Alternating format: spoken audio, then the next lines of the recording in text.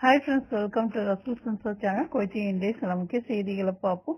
அதுக்கு முன்னாடி என்னோட சேனல் லைக் பண்ணுங்க, சப்ஸ்கிரைப் பண்ணுங்க, ஷேர் பண்ணுங்க, மேலும் பில் பட்டனை பிரஸ் பண்ணுங்க. குவைத் நகராட்சி என்ஜாய் சந்தையை மூடுவதை நிறைவு செய்துள்ளது. அதே நேரத்தில் பெரியார் சேலம் திட்டம் அதன் முடிவு நெருங்கி வருகிறது.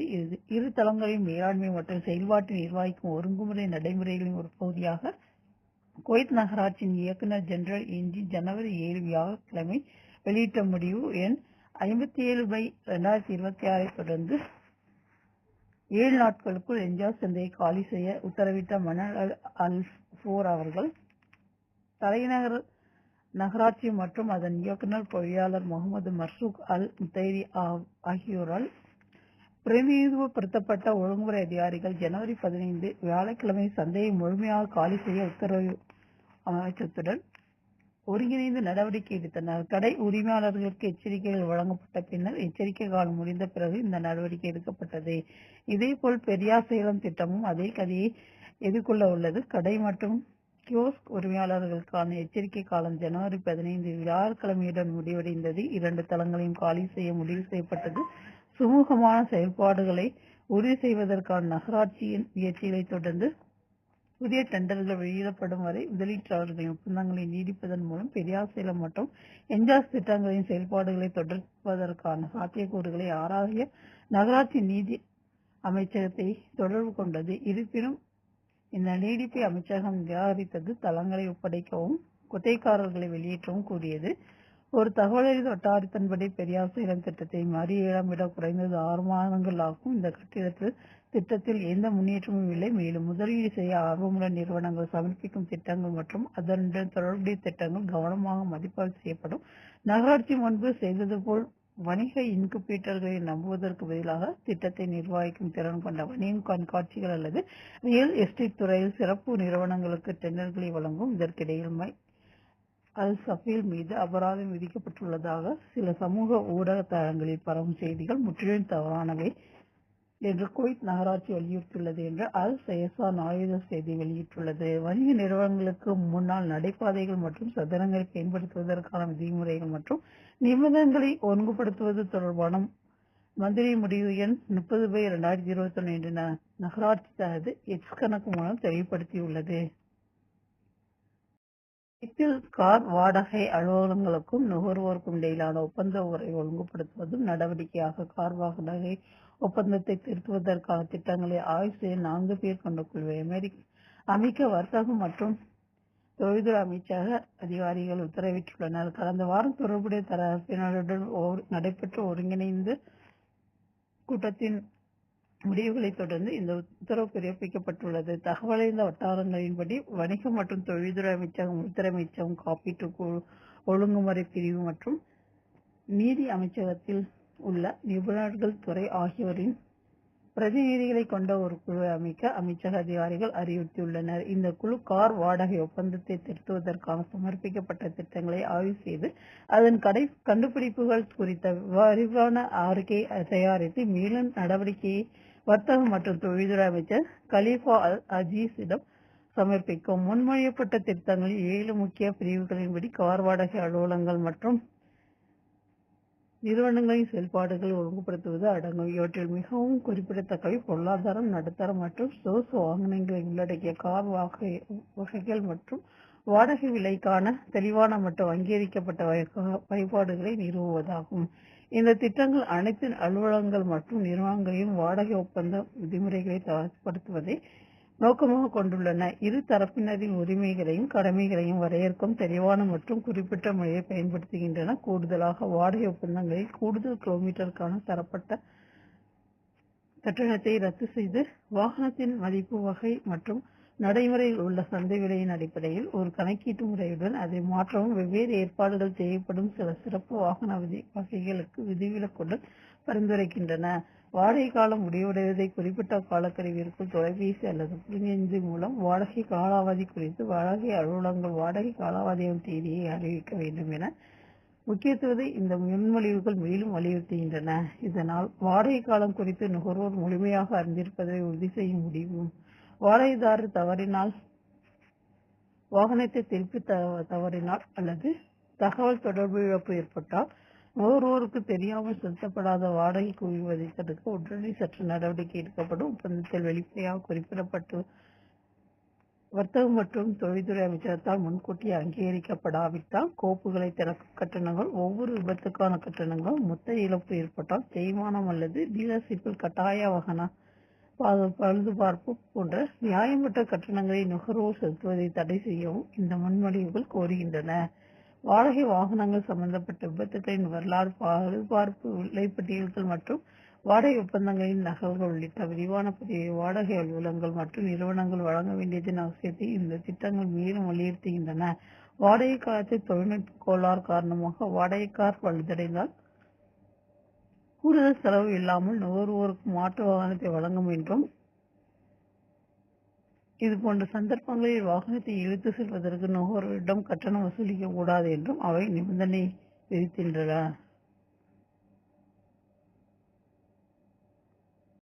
குவைத்தில் காலியாவதியான விசாவில் ஒரு வருடத்திற்கு மேலாக குவைத்தில் வசித்து வந்த சந்தேக நபர் கைது செய்யப்பட்டதை தொடர்ந்து உள்துறை அமைச்சகம் ஹவாலி புலனாய்வுத்துறை மூலம் 2300 குவைத் தினார் மதிப்புள்ள கட்டுமான உபகரணங்கள் தொடர்பான திருட்டு வழக்கை முடித்து வைத்துள்ளது. பாதுகாப்பு வட்டாரங்களின்படி ஹவாலி பகுதியில் உள்ள அல் மஹ்தி தெருவில் அமைந்துள்ள ஒரு இடத்திலிருந்து இரும்பு மின்வாரிய மற்றும் ஜெனரேட்டர் உள்ளிட்ட கட்டுமான பொருட்கள் திருடப்பட்டதாக குவைத் குடிமகன் ஒருவர் புகார் அளித்ததை அடுத்து இந்த வழக்கு தொடங்கியது. இந்த சம்பவம் டிசம்பர் 24, 2025 அன்று நடந்ததாக கூறப்படுகிறது. புகார் அளிக்கும் நேரத்தில் பாதிக்கப்பட்டவர் எந்த சந்தேக நபரின் பெயரையும் குறிப்பிடவில்லை. புலனாய்வாளர்கள் உடனடியாக விசாரணைகளை தொடங்கினர். ஆதாரங்களை சேகரித்தனர் மற்றும் சுற்றுலா பகுதியில் இருந்து கண்காணிப்பு கேமராக்கள் காட்சிகளை மதிப்பாய்வு செய்தனர். இந்த முயற்சியில் குற்றவாளிகளை அடையாளம் காண வலியுறுத்தினர். விசாரணையின் போது சந்தேக நபர் ஆரம்பத்தில் திருட்டுக்கு வேறொரு நபர் காரணம் என்று கூறினார். பெயரிடப்பட்ட நபர் பின்னர் தானாக முன்வந்து அதிகாரிகளிடம் ஆஜராகி புகார்தாரருடன் தீர்க்கப்படாத நிதி தகராறுகள் காரணமாக குற்றத்தை செய்ததாக ஒப்புக்கொண்டார். ஆனால் அசல் சந்தேக நபருக்கு எதிரான தனது குற்றச்சாட்டை தொடர்ந்தார். மேலும் விசாரணைகள் மற்றும் கண்காணிப்பு காட்சிகளின் விரிவான மதிப்பாய்வு இறுதியில் ASM என அடையாளம் காணப்பட்ட நபர் திருட்டு காரணம் என்பதை உறுதிப்படுத்தியது. உள்துறை அமைச்சகத்தின் தானியங்கி அமைப்பு மூலம் நடத்தப்பட்ட சோதனைகள் குற்றம் சாட்டப்பட்டவர் ஆகஸ்ட் 23, 2024 முதல் குவைத்தில் சட்டவிரோதமாக வசித்து வருவது தெரியவந்துள்ளது. சட்ட நடவடிக்கை தொடங்கப்பட்டுள்ளது. மேலும் சந்தேக நபர் மேலதிக நடவடிக்கைகளுக்காக தகுதி வாய்ந்த அதிகாரிகளிடம் பரிந்துரைக்கப்பட்டுள்ளார். ஈராக்கிய ஆக்கிரமிப்பிலிருந்து நாட்டை விடுவிப்பதற்காக சர்வதேச கூட்டணி படைகள் ஜனவரி 17, 1991 அன்று நடத்திய முதல் வான்வழி தாக்குதல்களில் ஆண்டு நிறைவை குவைத் சனிக்கிழமை குறிக்கிறது. 1990, 1991 வளைகுடா நெருக்கடியின் போது குவைத் மக்களின் மீள்தன்மை மற்றும் அவர்களின் தலைமையை கௌரவிக்கும் வகையில் இந்த ஆண்டு நிறைவு ஆண்டுதோறும் அனுசரிக்கப்படுகிறது. ஆகஸ்ட் 2, 1990 அன்று குவைத் மீதான ஈராக் படையெடுப்பு அந்நாட்டு மக்களுக்கும் அரசாங்கத்திற்கும் கடுமையான சவாலை முன்வைத்தது. இதற்கு பதிலளிக்கும் விதமாக குவைத்தும் அமெரிக்காவும் அவசர ஐக்கிய நாடுகள் பாதுகாப்பு கவுன்சில் கூட்டத்திற்கு அழைப்பு விடுத்தன. இதன் விளைவாக தீர்மானம் 660 நிறைவேற்றப்பட்டது. இது படையெடுப்பை கண்டித்து ஈராக் உடனடியாக திரும்பப் பெற வேண்டும் என்று கூறியது. நவம்பர் 29, 1990 அன்று தீர்மானம் 678 ஈராக் படையெடுப்புக்கான இறுதி காலக்கெடுவாக ஜனவரி 15, 1991 நிர்ணயித்தது. ஈராக் இணங்க தவறினால் பலத்தை பயன்படுத்துவதற்கு அங்கீகாரம் அளித்துள்ளது. ஜனவரி 12, 1991 அன்று அமெரிக்கா காங்கிரஸ் ஜனாதிபதி ஜார்ஜ் S.W. புஷ்ஷின் இராணுவ படையை பயன்படுத்துவதற்கான ஒப்புதல் அளித்துள்ளது. சவுதி மன்னர் ஃபஹத்தின் ஒரு செய்தி உட்பட ராஜாங்க முயற்சிகள் இருந்த போதிலும் ஈராக் அதற்கு இணங்கவில்லை. ஜனவரி 17, 1991 அன்று விடியற் காலையில் ஐநா காலக்கெடு முடிந்த 16 மணி 55 நிமிடங்களுக்கு பிறகு முதல் வான்வழி தாக்குதல்கள் தொடங்கின. இந்த நடவடிக்கையில் 1800 கூட்டணி விமானங்கள் ஈடுபட்டன. அவற்றில் பாக்தாத்தை குறிவைத்த அமெரிக்கா F-17 விமானங்கள், ஈராக்கிய விமான நிலையங்களை தாக்கிய பிரிட்டிஷ் டொனார்டோ குண்டுவீச்சு விமானங்கள், ஏவுகணை தளங்களை தாக்கிய பிரெஞ்சு மற்றும் இத்தாலிய ஜெட் விமானங்கள் மற்றும் குவைத்திற்குள் ஈராக்கிய நிலைகளை தாக்கிய குவைத் ஜெட் விமானங்கள் ஆகியவை அடங்கும். அரேபிய வளைகுடா மற்றும் செங்கடலில் உள்ள கேரியர்கள், துருக்கியின் இன்சர்லிக் விமானத்தளம் மற்றும் சவுதி மற்றும் பஹ்ரைன் விமானத்தளங்களிலிருந்து விமானங்கள் ஏவப்பட்டன. முதல் நாள் தாக்குதல் 240 நிமிடங்கள் நீடித்தன. இதில் 400 விமானங்கள் 1200 முறை பறந்தன. அவற்றில் 302 விமானங்கள் சவுதி மற்றும் குவைத் படைகளால் தாக்கப்பட்டு ஈராக்கின் ஜெட் விமானங்களில் கிட்டத்தட்ட பாதியை இழைத்தன. அமெரிக்க போர்க்கலங்கள் 100 டொமாஹாக் ஏவுகணைகளை ஏவின. 8 AH-64 அப்பாச்சி ஹெலிகாப்டர்கள் ஈராக்கிய ரேடாரை முடக்க குறைந்த அளவிலான தாக்குதல்களை நடத்தின.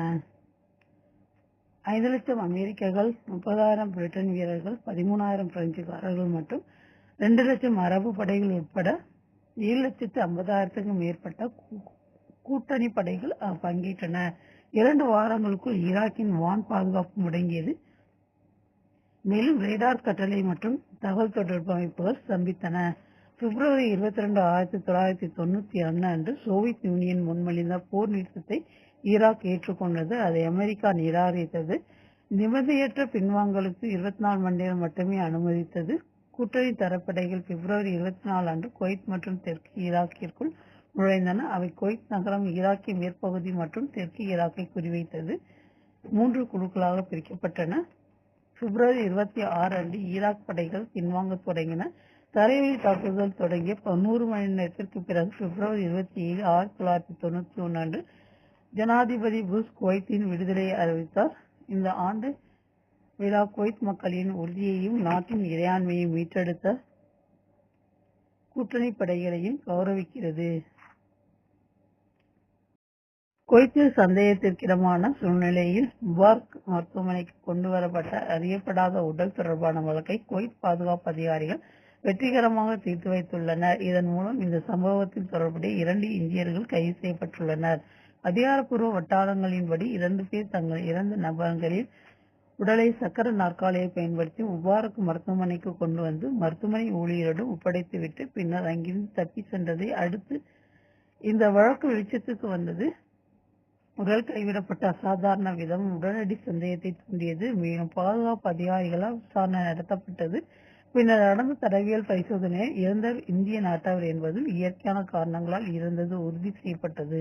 இருப்பினும் விசாரணையில் 2 சந்தேக நபர்களும் காலாவதியான விசாவில் கீழ் குவைத்தில் சட்டவிரோதமாக வசித்து வருவதால் மரணத்தை அதிகாரிகளிடம் தெரிவிக்கவோ அல்லது மருத்துவ உதவி நாடவோ பயந்து செயல்பட்டதாக தெரியவந்தது. சம்பவத்தின் விவரங்கள் தங்கள் நண்பரின் மரணத்தை தொடர்ந்து இருவரும் அவரது உடலை தங்கள் வாகனத்தில் முபாரக் மருத்துவமனைக்கு கொண்டு சென்றனர் என்பதை காட்டுகின்றன. அந்த பகுதி கண்காணிப்பு கேமராக்களால் மூடப்படவில்லை என்று நம்பி அவர்கள் கவனமாக வாகனத்தை நிறுத்தி கவனத்தை ஈர்க்காமல் இருக்க முயன்றனர். சந்தேக நபர்களில் ஒருவர் வாகனத்தை உயர்த்தி இறங்கி சக்கர நாற்காலியை பெற்று இறந்தவரை அதன் மீது அமர வைத்தவர். மற்றவர் காரிலேயே இருந்தார். பின்னர் சந்தேக நபர்கள் மருத்துவமனை ஊழியரை அணுகி நோயாளியை மருத்துவரிடம் அழைத்து செல்லுமாறு அவசரமாக கேட்டுக்கொண்டனர். இதனால் அவருக்கு உடனடி மருத்துவ உதவி தேவை என்ற எண்ணம் ஏற்பட்டது. சக்கர நாற்காலியை ஒப்படைத்த சிறிது நேரத்திலே இருவரும் மருத்துவமனை வளாகத்தை விட்டு ஓடிவிட்டனர். மருத்துவமனை ஊழியர்கள் பின்னர் அந்த நபர் ஏற்கனவே இறந்துவிட்டதை கண்டுபிடித்தனர். உடனடியாக அதிகாரிகளுக்கு தெரிவித்தனர். பாதுகாப்பு படையினர் விரிவான விசாரணை தொடங்கினர். கண்காணிப்பு காட்சிகளை மதிப்பாய்வு செய்தனர். மேலும் 2 சந்தேக நபர்களையும் அடையாளம் கண்டுபிடித்து கைது செய்தனர். ஆண்டுகள் தடுத்து வைக்கப்பட்டுள்ளன. மேலும் தற்போது சட்ட நடைமுறைகள் நடந்து வருகின்றன. குடியிருப்பு மீறல்கள் தொடர்பான நடவடிக்கை உட்பட்ட சட்டத்தின் தேவையான அனைத்து நடவடிக்கைகளும் எடுக்கப்பட்டு வருவதாக அதிகாரிகள் உறுதிப்படுத்தினர். இறப்புகள் மற்றும் அசநிலைகளின் முறையான சட்ட வழிகள் மூலம் புகாரளிப்பதன் முக்கியத்துவத்தை அதிகாரிகள் மீண்டும் வலியுறுத்தியுள்ளனர். சட்ட விளைவுகள் குறித்த பயம் விசாரணைகளை சிக்கலாக்கும் அல்லது பொது சுகாதாரம் மற்றும் பாதுகாப்பு நடைமுறைகளை சீர்குலைக்கும் செயல்களுக்கு வழிவகுக்கக்கூடாது என்பதை வலியுறுத்துகின்றனர். குவைத்தில் இரவில் மூடுபனி காரணமாக கிடைமட்ட தெரியும் நிலை குறையும் என்று சில பகுதிகளில் தெரியும் நிலை 1000 மீட்டருக்கும் குறைவாக குறையும் என்றும் வானிலை ஆய்வுத்துறை தெரிவித்துள்ளது. வானிலை எச்சரிக்கையில் இந்த எச்சரிக்கை நாளிரவு முதல் நாளை காலை 8 மணி வரை 8 மணி நேரம் அமலில் இருக்கும் என்று துறை தெரிவித்துள்ளது. வானிலை ஆய்வுத்துறையின் குற்றப்படி பகல் நேர வானிலை குளிர்ச்சியாகவும் ஓரளவு மேகமூட்டத்துடன் இருக்கும் என்றும் மணிக்கு 6 முதல் 32 கிலோமீட்டர் வேகத்தில் லேசானது முதல் மிதமானது வரை திசையில் இருந்து காற்று வீசும் என்றும் பரவலான மழை பெய்ய வாய்ப்பு இருப்பதாகவும் எதிர்பார்க்கப்படுகிறது. இரவில் வானிலை குளிர்ச்சியாகவும் ஓரளவு மேகமூட்டமாகவும் மாறும். தென்கிழக்கு திசையில் இருந்து மணிக்கு 6 முதல் 26 கிலோமீட்டர் வேகத்தில் காற்று வீசும். சில பகுதிகளில் லேசான மழை மற்றும் மூடுபனி ஏற்பட வாய்ப்புள்ளது என்று கொய்தியின்றி சில முக்கிய செய்திகளை பார்த்து உங்கள் அனைவரின் நல்லாதருடன் என் இனிய பயணத்தை தொடர அடுத்த தகவலை சந்திப்போம் என கூறி விடைபெறுவது உங்கள் ரசூல் அன்சார். நன்றி, வணக்கம்.